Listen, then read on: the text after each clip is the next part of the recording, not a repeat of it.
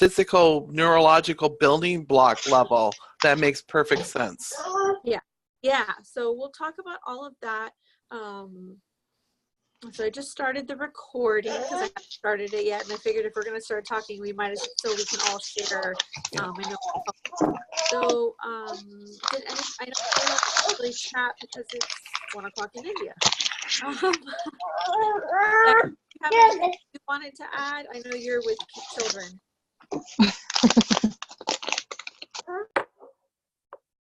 Yeah, you're fine. Not at the moment. I'm just kind of taking it all in. Yeah, absolutely. So thank you for joining me, and for everybody else watching the replay, thank you. If you are watching the replay, take notes, ask, put questions down, and you can go ahead. Where's the rest of my money? Go ahead and put in the group questions that you have, and we can go over things tomorrow. For those people who aren't be able to come live, where's my money? You can. For anyone, if you can't attend live at all, just let me know the things you want to chat about, any questions that you have, so I can address it on the next video. So I wanted to do this for a couple of reasons. One is because it's fun to connect with people. Two is because I myself don't think of myself as having anxiety, but I experience anxiety and kind of always have. And in my early 20s, I was an anxious hot mess, like totally, it was really bad. And over time, just understanding a lot of different things, I'm in a different space now. And I find, I don't know, some of you may relate to this in other aspects of your life, that once you aren't experiencing something to the same way, when there's not as much contrast anymore, you sort of just go through the motions of something, and it's just is the way it is, sort of thing. Let's see what. Hi, Seychelle.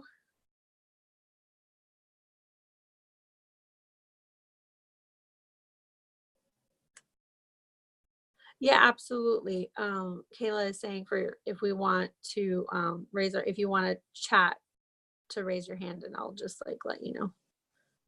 Bring you forward. How do I?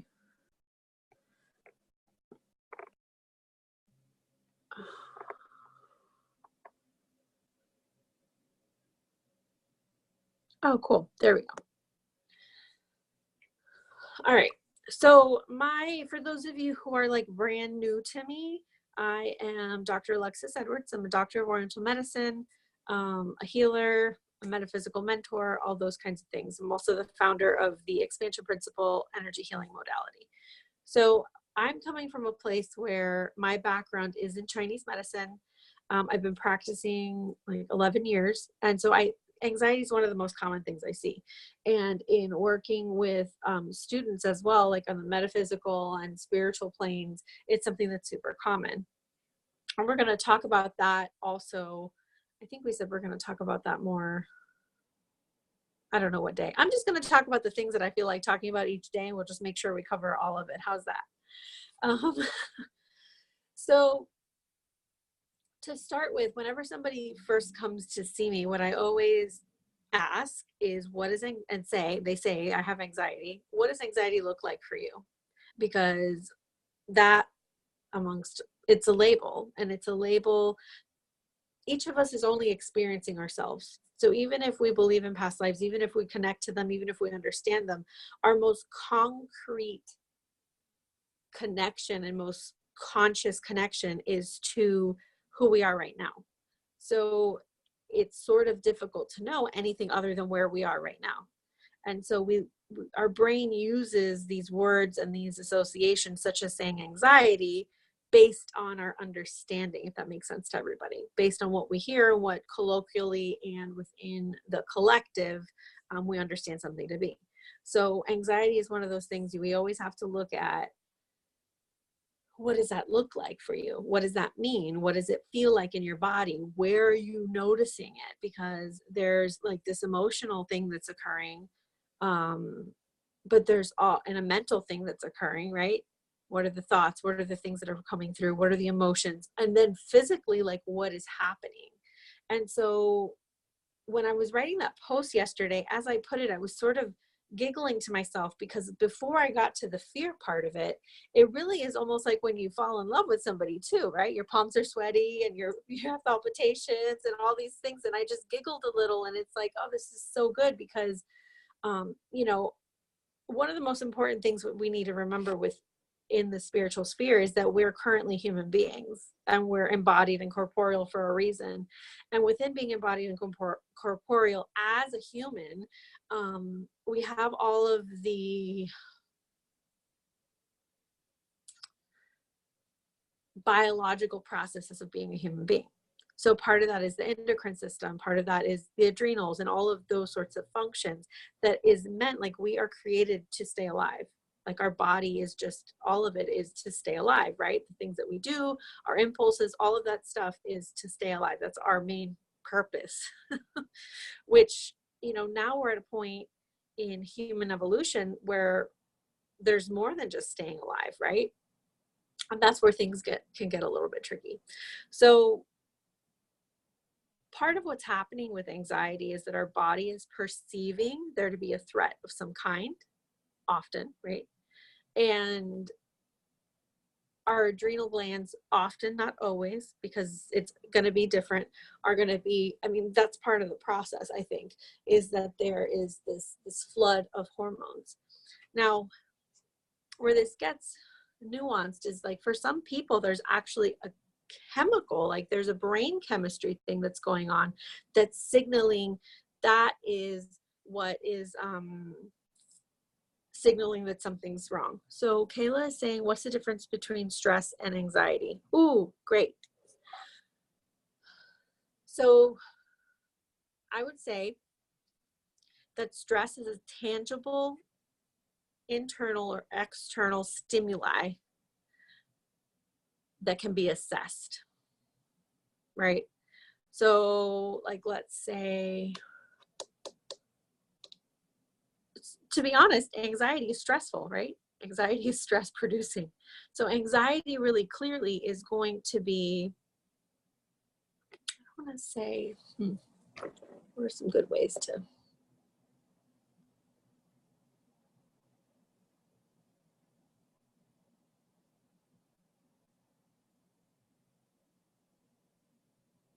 part of it has to do with perception, right? So a part of me, the words that are coming through, that's why I took a pause. The words that are coming through aren't accurate because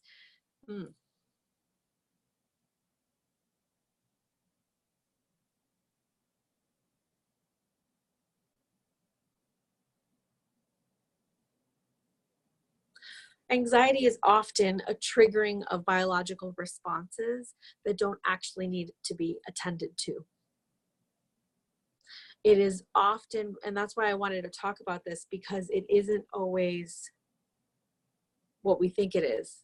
So stress is different from anxiety. Some people experience high levels of stress and are saying, I'm anxious. Well, it's actually that you're doing 5 million things and your body is not created for that. That is different, absolutely different from a process that you're being triggered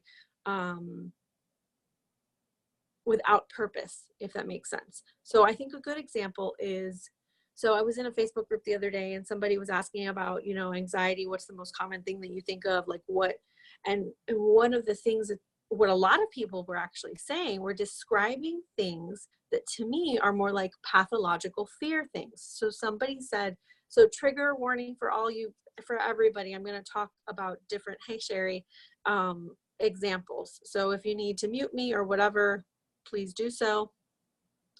I don't get too crazy because I'm always mindful of people. But so one woman in particular was saying, like, her fear was like super specific, is that she would die and her daughter would find her. Like things like when they're very, very specific like that.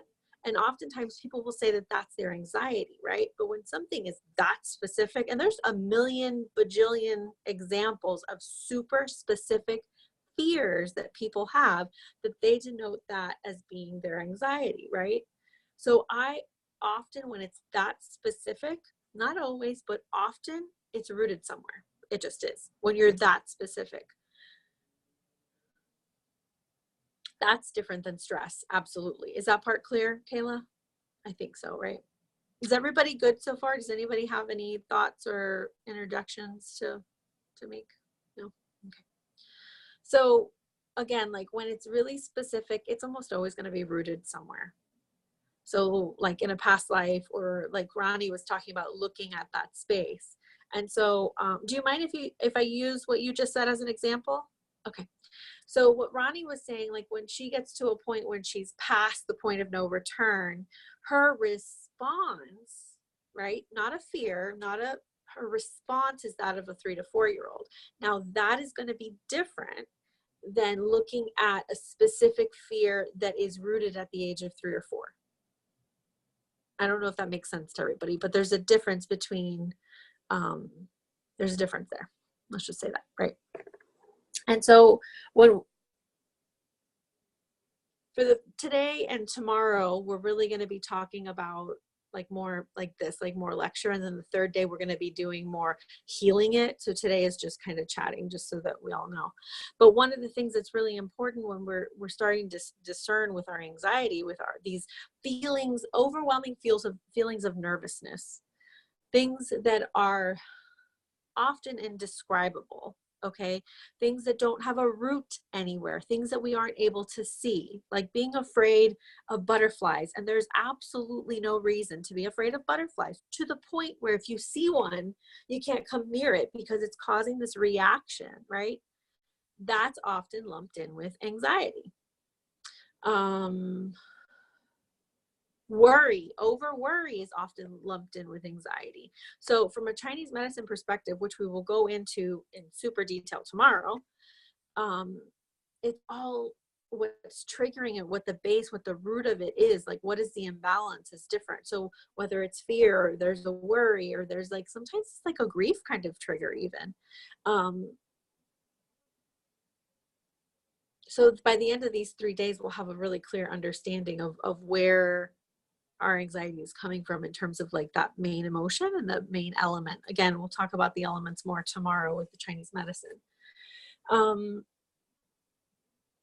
What often I would say is this low level hum, this low level far away, like upsetness in the belly, this palpitations, this kind of low level nervousness. I think regret can too. Yeah, and we'll talk about that tomorrow, because it's actually, we'll talk about the 5 main emotions in Chinese medicine and related to the elements.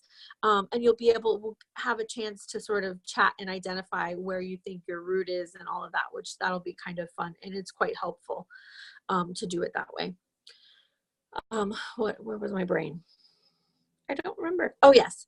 So the sensations, like, if we had homework, what I would say is to jot down and what comes up for you. What are some of the sensations in your body? What are some of the thoughts? Really being able to distinguish is your anxiety really specific? Like we said, like these thoughts that are extremely specific kind of things, or this non-specific low level nervousness. And so identifying all that is really important. The reason why it's really important is it helps us see how to address it. What happens often, and this is not poo-pooing the Western medical paradigm, however, is that it's a one size fits all. But anxiety is not one size fits all. Because look at all the different things that I just talked about right now. Like that's all, each one of those needs to be healed in a different way. And then tomorrow you'll even learn even more, which like, what is the root in Chinese medicine? Like what element, what emotion is the root, which is often connected to the origin in terms of like experience and that kind of thing. Like whether, so it isn't a one size fits all. So that's why, I chose a really, really broad topic to talk about, because it's so common. And part of why it's so common is because it's so broad. So we need to start to really like figure out what is it that we're actually feeling, describing it, right? What is the sensation? When does this happen? Where is it in our body? An exercise we may do we're going to do at the end of today is like, okay, so if it lives somewhere, where does it live? If it lives there, what is it trying to tell me? What is the purpose of the sensation? So we'll kind of get, but really, is that clear for everybody in terms of understanding? Like, the first thing you want to do is differentiate it, because a lot of people have done,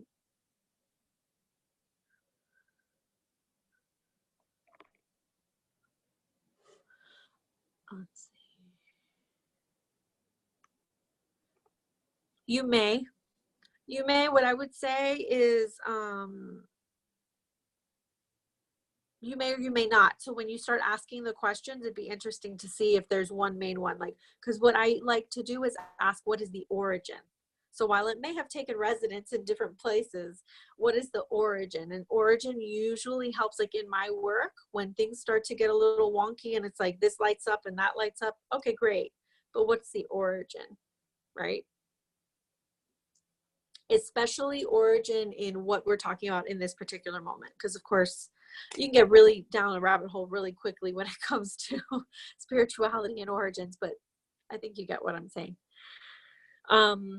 And then you kind of go from there. If there is more than one origin, you just, which is the one that needs to be addressed first? Because really what we're doing, it's about self-inquiry. And like a lot of what we're going to talk about over these 3 days are tools that you can, there comes a point when, yes, we need help. We need outside sources to sort things out sometimes. And sometimes we need medication because there's a brain chemistry thing that is triggering all of these sorts of things.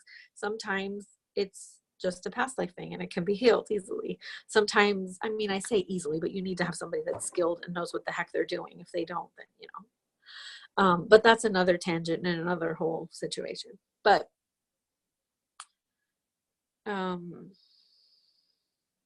what was I saying?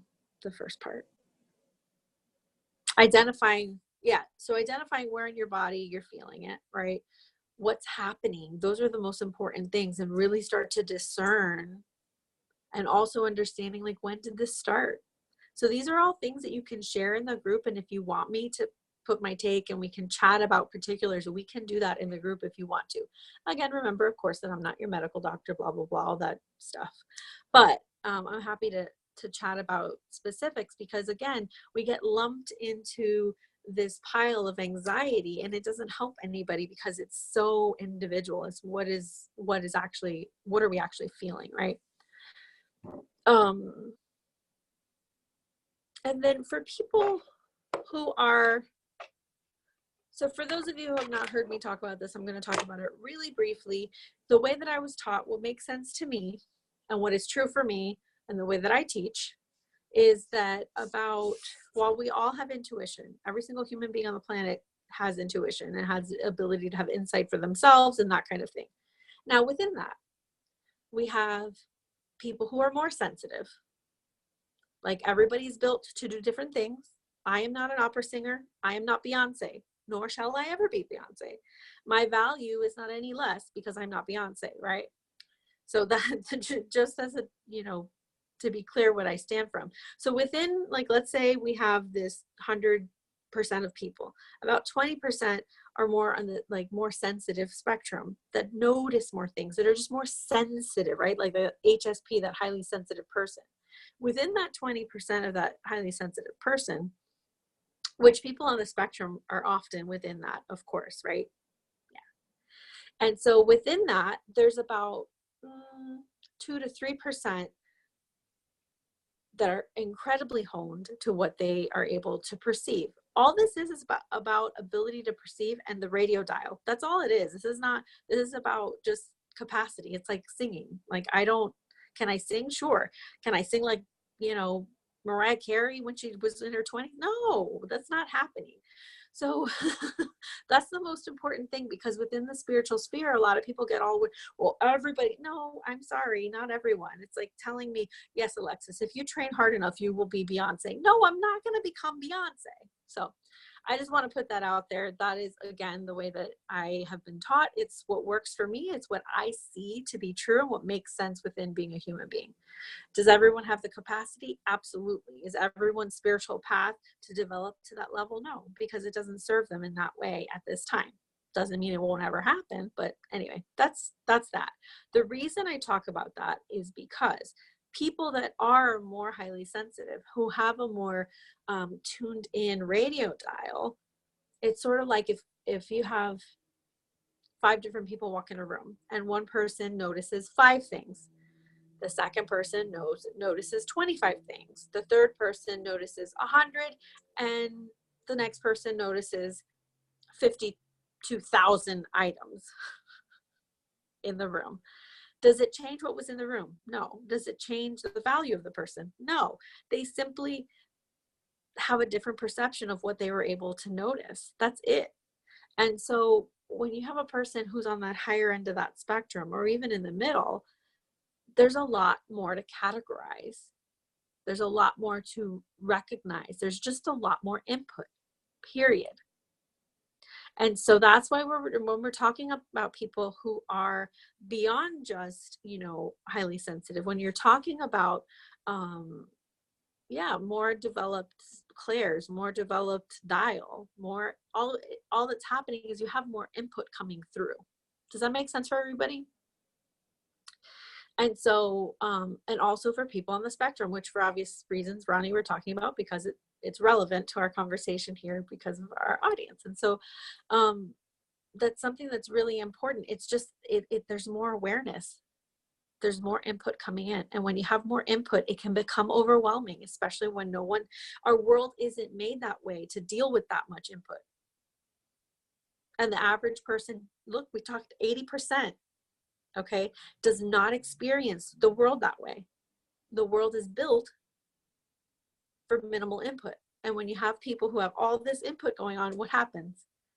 Exactly. So that's why I say, like, anxiety sometimes is absolutely can be a brain chemistry thing. For some people, it absolutely, there's things that are firing, there's all the things, and it's causing these things in a biological and chemical way within the body to elicit this response, okay?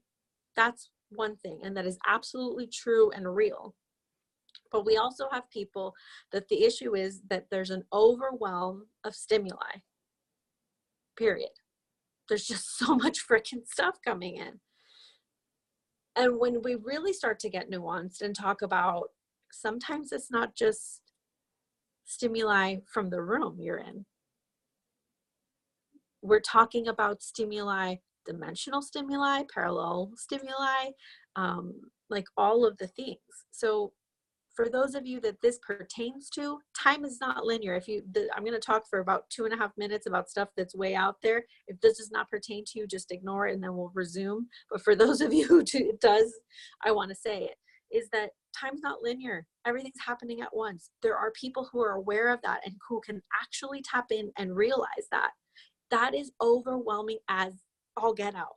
It's incredibly just, and when our world isn't taught that way, there aren't that many people who experience that way. Again, it's not anything special or like, ooh, you have more value. No, it just is, right? The problem is that our world isn't built that way and we don't know how to do it. So part of what I wanted to talk about and propose is part of the working through, part of the integrating, part of the coping with the anxiety is realizing that for a lot of us, it's, first of all, it's figuring out what the source is. Are we in a situation where it's chemistry, where it's non-specific and there's like it's not, just all these different things. Is it, a pathological fear kind of thing? Is it a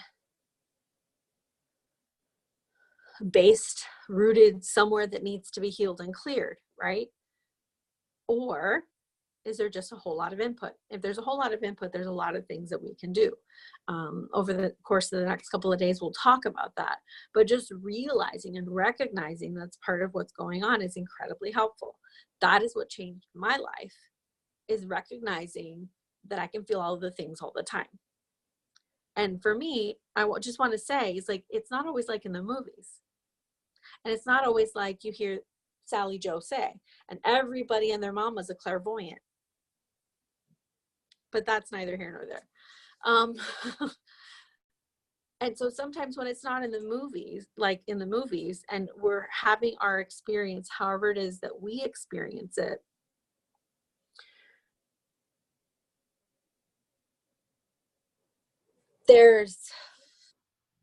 it's easy to deny our own experience. and to not, let me see, if it comes and goes, can be unnerving. Yes. So Sherry, do you mean if the anxiety comes and goes, or do you mean if the amount of sensitivity comes and goes? Because to me, it's both. And that's the other thing that people think, like in the movies too. Yeah, both. Is in the movies is like, oh, you know, there's this, and it's not like that. It's not like that. And people don't understand that. And, you know, because it's not like in the movies, we like doubt ourselves. We think we're full of crap. We think we're making it up. But then we can't also like, but why can they be okay and I'm not okay? Because they're having a different experience, period. So again, like understanding that input, understanding what it looks like, understanding that it's real, and understanding that it does wax and wane. Some days we're super sensitive and we cannot leave the house. Some days it's fine. We can go to Target, be like, what up? You know, it like, it just really depends, and everybody is different. Everyone's sensitivities, everybody's gifts are different. Okay. And there's also, you know, at a certain point, there's some things that we have to know that don't work for us. I was talking to a potential client the other day on a discovery call. She was in her mid 20s and she was also on the spectrum. So we talked about a lot of different things. And one of the things was that, you know, she went on a trip with her family, with somebody, and they visited a concentration camp. And I'm like, why? Why did you do that? Do not do that. No, why do I say do not do that? I personally know that that's not a good idea for me because I'm going to, and she said, I could see and feel. I said, of course you could. Of course you could.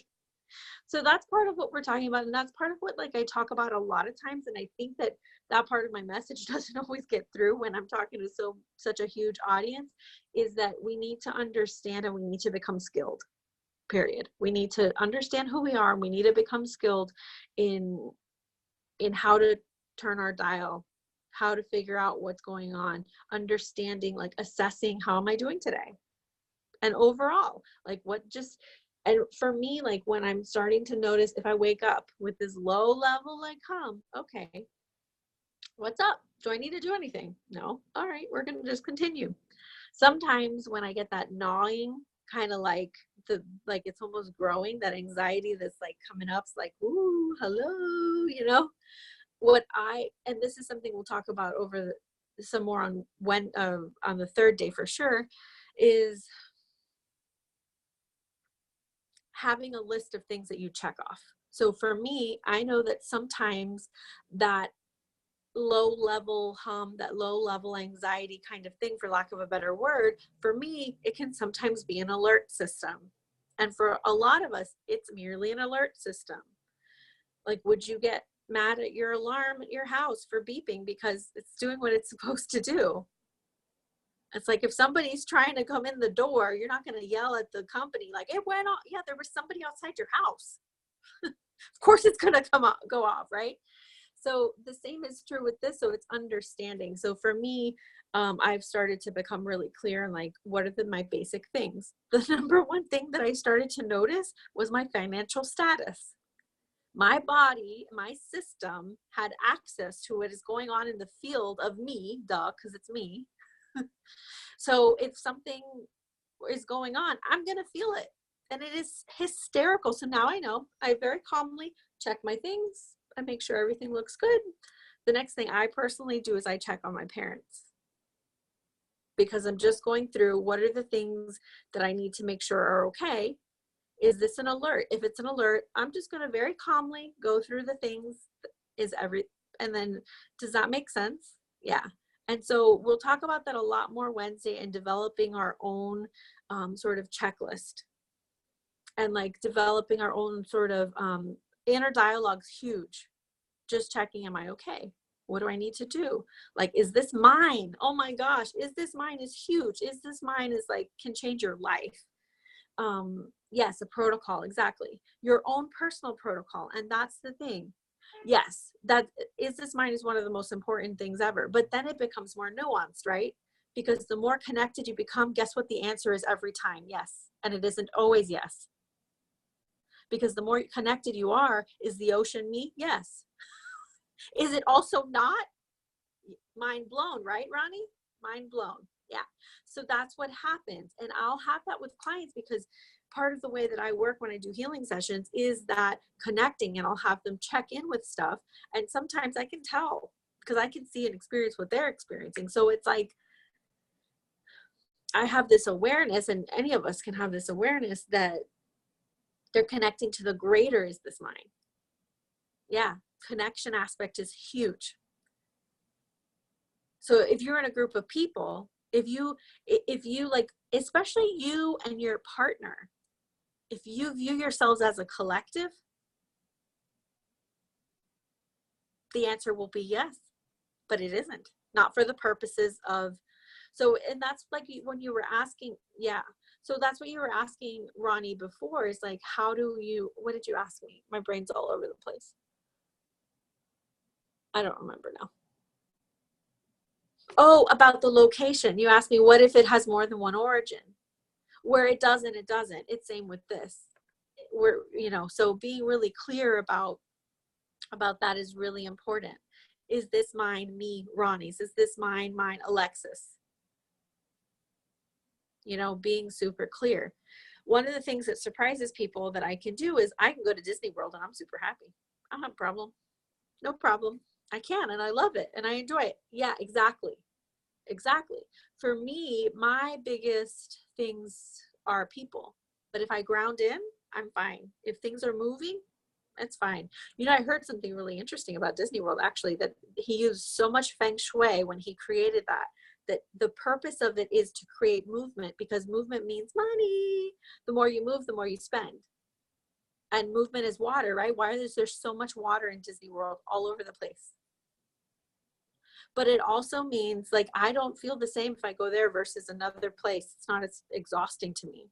I don't know why, but anyway.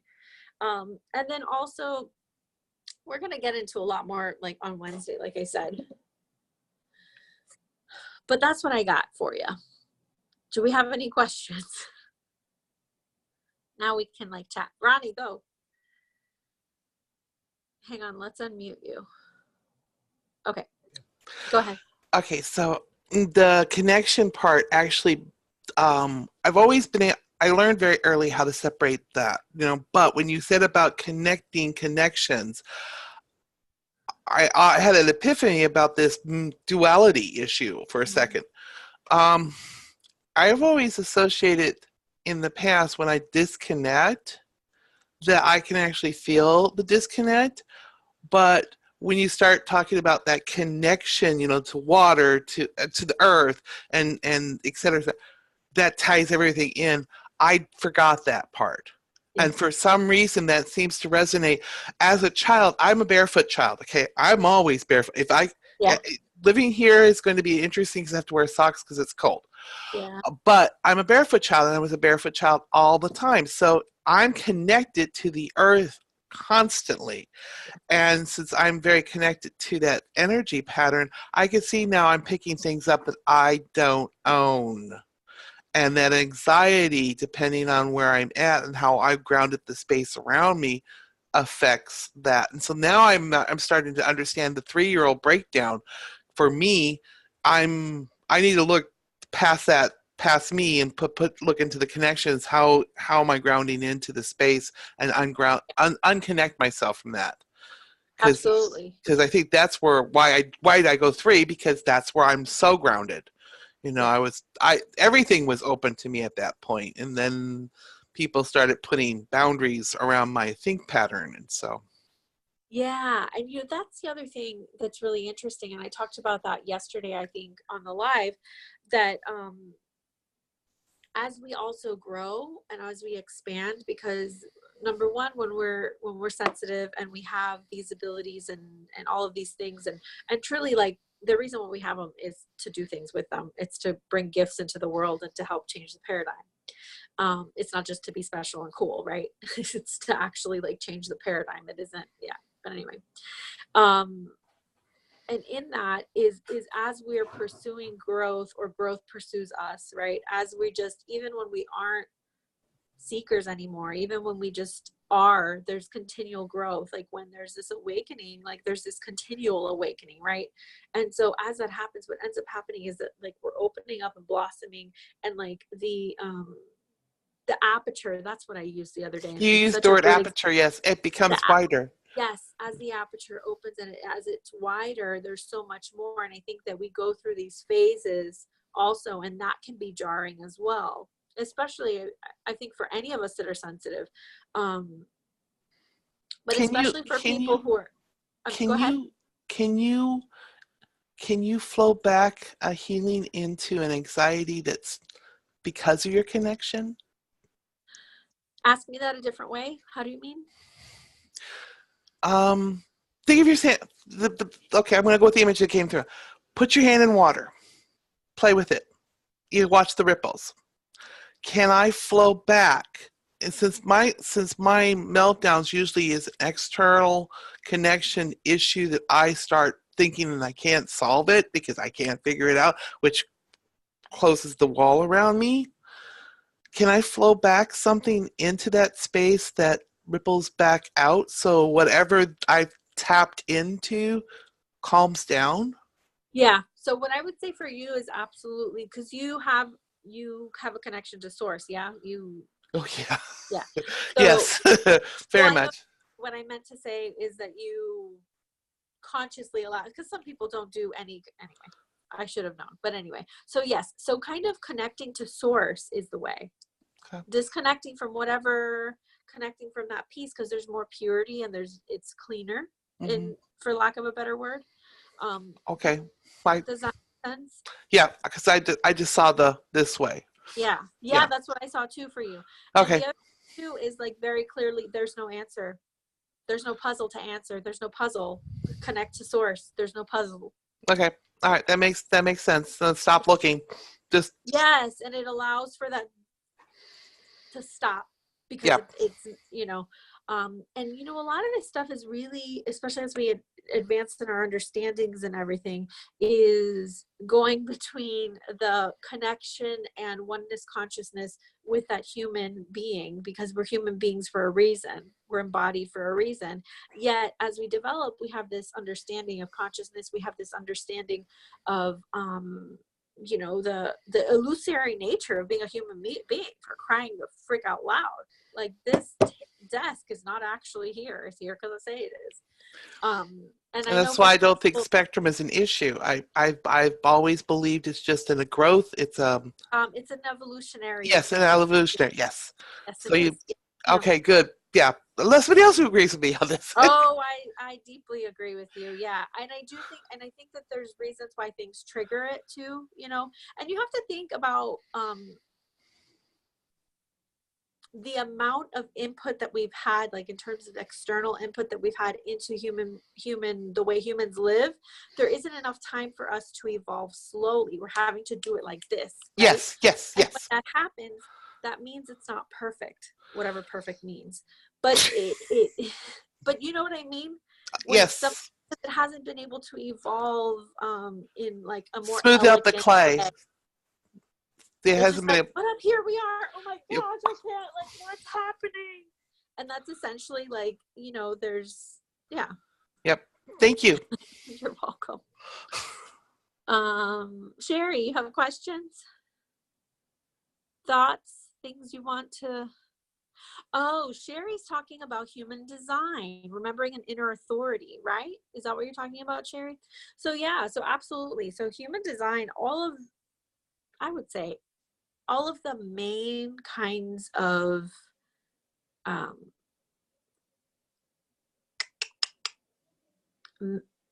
human maps, for lack of a better word. So to me, astrology is human map. Human design is a human map. Gene keys, all these things are maps of who we are, right? Not so much the personality test, because I find that to be a little bit different. And I've read quite a lot, like Anagram and things like that they actually are being used in a way that was different than the way they were channeled and intended to be used. I like things, I know some people don't like it because of the time because of the being born in that, like, how can that be? But I think all of us here on this call and those listening totally are down with that it does make sense that the moment we take our breath would match, that we would have a map. So the reason I like that is because it helps us, it gives us insight, especially when we're talking about anxiety. It helps us see our sensitivities. It's there. If you have a good astrologer who knows what they're doing, or you can look at and start to learn these little pieces. And, you know, again, Wednesday, we're going to talk more about how to manage it all, but what's open and what's defined. Absolutely, Sherry. Like, are all of you familiar with human design? I know Becky is a little, I don't know if Seychelle, if you're not familiar with human design, go do it right now. I'll put that as one of the resources in the group. But yes, Sherry's absolutely right. Like, what's open and what's not, like, that makes a huge difference.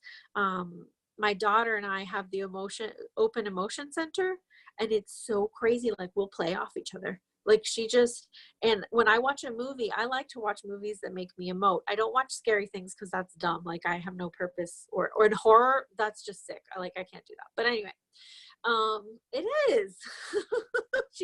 Sherry's like looking at me funny. Anyway, I like watching things that have emotions, even if it's sad, even if I'm okay with that. Like, watching the human spectrum and experiencing, but I let myself experience it. Like, it washes over me. And part of the reason is because it is that washing. So I don't need that in my actual life, because as humans, we need this, and I don't need that in my life. I'm good. I don't need my husband making me cry. I don't need my kid, like, I'm good. I will watch a movie and get what I need from that. But when I love When Dreams May Come. It's one of my favorites. But him more than her. They could have cast a different actress. But anyway, thankfully they're not together a whole lot in the movie. So my daughter likes to cuddle on me, like, get as close as humanly possible to me.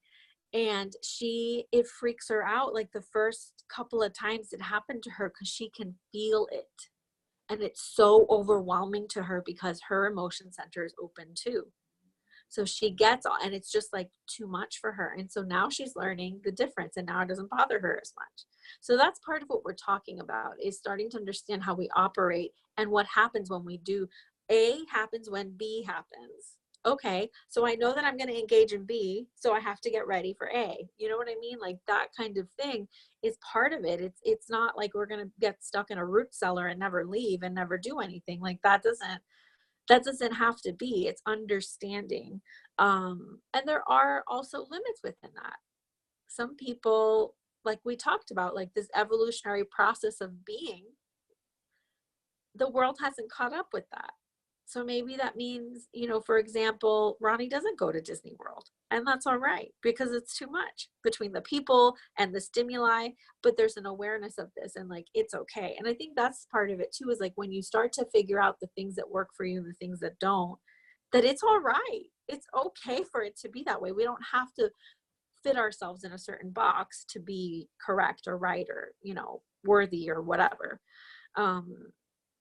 I think that's really, really important. So I think that we are just about at time, almost. Seychelle or Becky, do either of you have any questions? I don't know if you're both with kids. I know Becky is. I just want to or Ronnie or Sherry, anybody has questions or thoughts.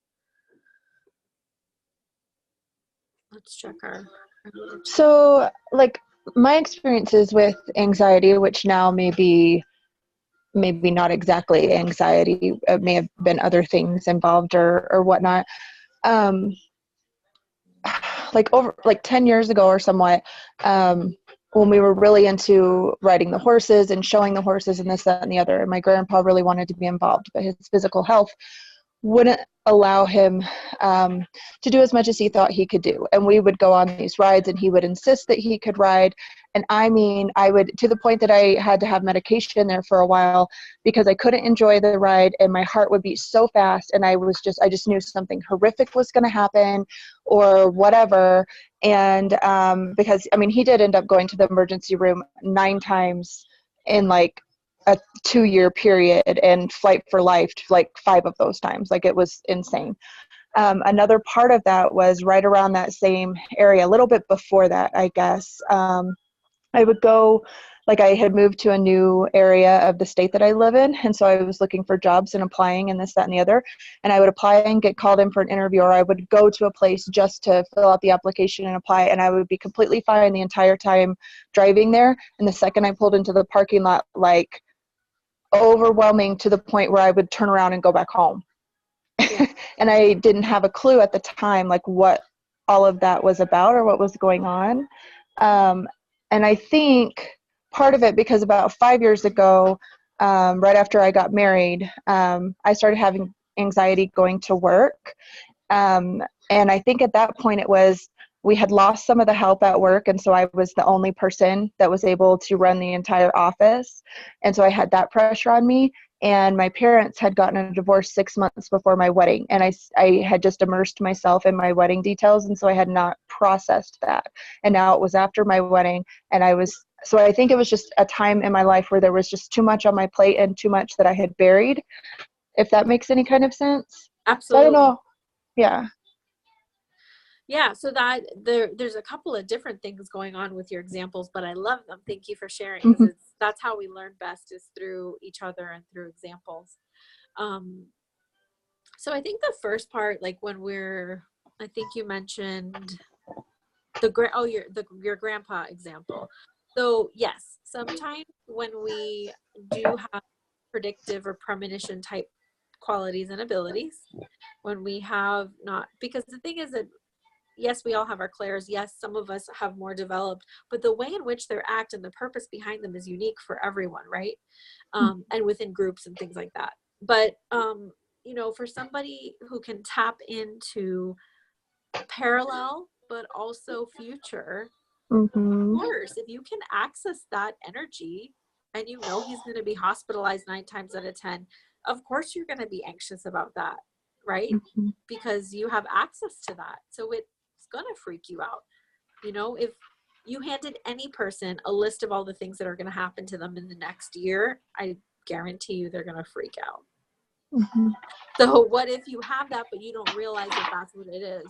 She might end up being in loop with him as well. Yeah, there might be a lot of things, but that's, just really simply is that picking up input beyond what we see in front of us. And I think, and within our population, that's what happens the most, is that we are responding to input that we can't see.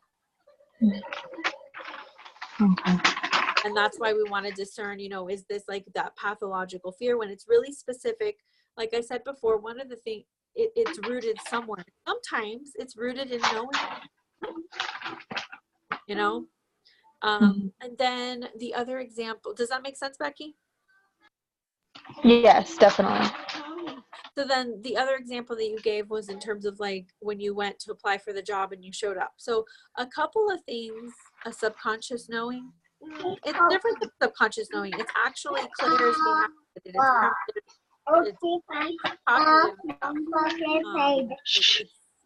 It's beyond subconscious, because subconscious is something that is right now in this reality exists, and it's hidden within the mind. There's a difference between subconscious and premonition and precognitive abilities. There just is a difference. So where are we? Oh yes, arriving at the it was a bank. Did you tell me it was a bank? So arriving wherever it was that you're going to apply for the job, right? And feeling like turning around. A couple of things. One, again, it could be that precognitive premonition type thing, right? Where, well, this isn't going to work out, so why am I doing this? It could be all of the energy into place. It could also be we each, based on our wounding, based on our astrology, based on past life, based on collective, based on ancestry, based on all of the things, respond different ways to different things, right? Now, if we have the ability to tap in to what is going to happen, especially when it's about to happen, because the closer you get to something, the more accurate it is. Now, doing a prediction for something 20 years from now you have a bigger user error. You have a bigger, Much more margin of error. yes, margin of error. That's exactly. Thank you.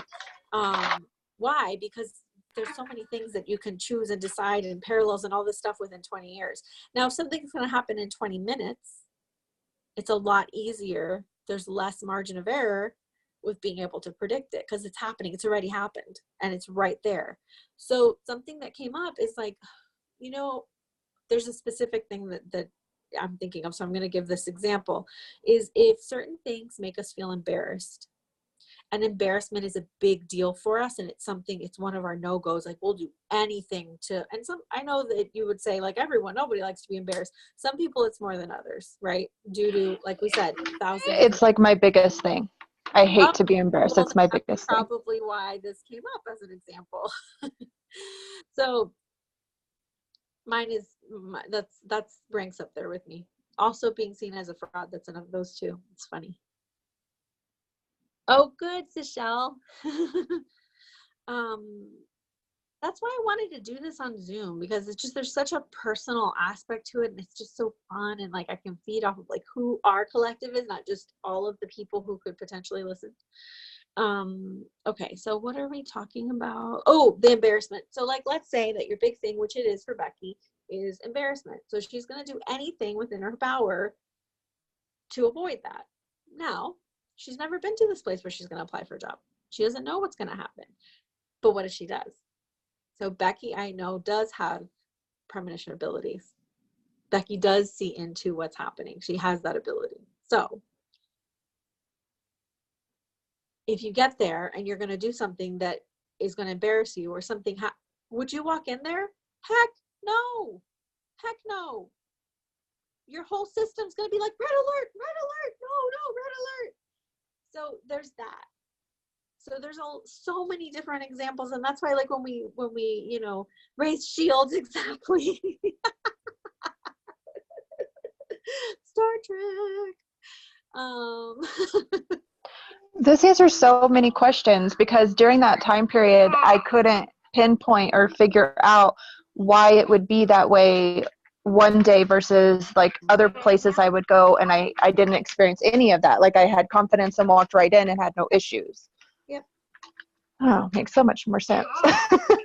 Yeah, and so really what it's about is like learning these things about ourselves and figuring these pieces out and finding what will support us. And we're going to continue to talk about that for sure on the third day. But yeah, that's why it's different. And to me, that's one of the best ways to know, is it a chemistry issue or are there other things going on, right? Is it, like we said, like that, is it a worry kind of pathological fear that needs to be healed, that really has a root somewhere, that is a specific thing, a specific magnet that needs to be demagnetized, versus you know, sensitivities that are constant and just figuring out what that means and like all of that. So there's, you know, these three main categories if we had to categorize them. Let's see what Ronnie's saying.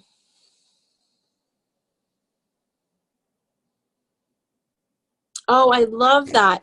So Ronnie, she asked her higher self to give her a different sensation when this is about to happen. Is that something that you had done previously? And how was that for you? Please share that with us. We would love that.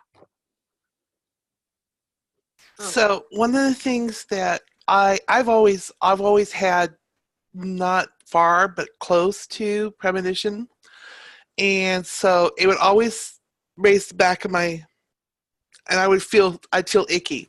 Yeah. Well, I didn't like that, because I really do want to know when something's about to happen so I can mitigate or kind of prepare, okay? So when I was my grandmother, I really love my grandmother. My grandmother said, well, just pray and ask for a different way to have that sensation. So at that time, literally, I asked for, can I have a different sensation? Now it's the hairs of my arms stand up, and that's safe for me. That's okay. I go, okay, I need to pay attention. It's like, you know, hot, when you get close to hot, you can feel the hot. This was a sensation. Okay, something's about to happen. Let's be aware. Let's become more mindful, become more aware what's going on at the same time, and then acknowledge it. And so for me, that helps me with my premonition space. I don't have future. I wish I did, because long-term future would be awesome, but short-term, and it would really be awesome, because would have understood 6 months, no, June of last year, what was about to happen this year to me. Um, but I've learned that having that sensation, I stop and I literally, and so you ask for the different sensation, not just, oh, I'm going to leave, or oh, I'm not going to go there. So, and it really helps to actually validate yourself, because I believe it's a skill. I mean, I believe everybody has the ability to kind of tap into the mainstream, the Matrix, as I call it. Matrix, Sure. by the way, was one of my favorite movies. It was a good movie. Yeah, it was. Made me stop and think. Yeah, there is no spoon. Um, but so ask for, go in, especially for those people who are really tuned in, to ask for a different sensation for the body to mimic through that doesn't feel icky. Yeah. So good. I love that. That is absolutely fantastic advice. So we're going to talk about that and a whole bunch of other things on the third day. It's so funny because I keep wanting to say Wednesday. I have no idea. Maybe because Wednesday is the third day of the week. I have no idea. That's the day that pops in my head. So if nobody else has anything, this was the main content that I wanted to go through. And then the second day, we're going to talk about, we have fox sighting. That's her husband. So the second day, we're going to talk about Chinese medicine. We're going to talk about like the energetics. So today we talked a little bit what we were going to do, like the ability stuff tomorrow, but I think Chinese medicine is going to take us quite a bit because I think most of you are pretty new to a lot of that. So I'm going to do like a basic rundown of the 5 elements, and then we're going to talk about a little bit about pathologies. It just gets really complicated really quickly, so I'm going to try and keep it like as simple as possible, but then you guys can get as nuanced as you want because it's a small group, so we get to do whatever we want. And then you will receive, this will pop into the Facebook group. Do share whatever you want. That's why I decided to do it in a private group instead of just our big group. It was an experiment that I'm trying just to see how we like this. So I could do other workshops in this manner. What else? Yes, and you'll get an email with all of the info and all the things. And if you have friends who would enjoy this, please do invite them. And send them the sign up link or send them my way. And that's all. Awesome. All right, guys. Thanks so much for being here, and I'll talk to y'all later. Bye.